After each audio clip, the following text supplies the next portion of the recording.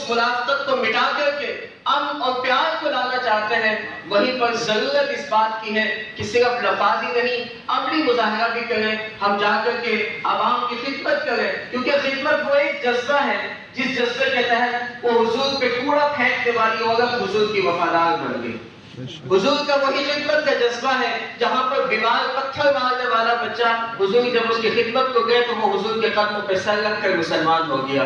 Zakia scout of group کا ہر فرد یہی خدمت کا جذبہ لے کر قوم ملک کے کونے کونے میں جاتا ہے، اور میں آپ سب سے بھی یہی پیغام دیتا ہوں کہ تمام نسلی تفاخر کو، تفرقاتی طبقات کو اور طبقاتی کشمکش جتنی بھی ہمارے ہاں دیواریں ہیں، ان تمام تر دیواروں کو توڑیے اور خدمت کے جذبے کو سر پہ اٹھائیے، اور اسی جذبے کے تحت ہر ایک کے ساتھ خیر سگالی کے تعلقات قائم کیجیے۔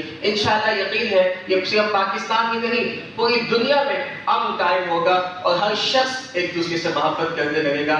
بغیر خدمت کے یہ ممکن نہیں ہے۔ اللہ تعالیٰ مجھے بھی اور آپ کو بھی عمل کی توفیق عطا فرمائے۔ وما علینا الا البلاغ المبین۔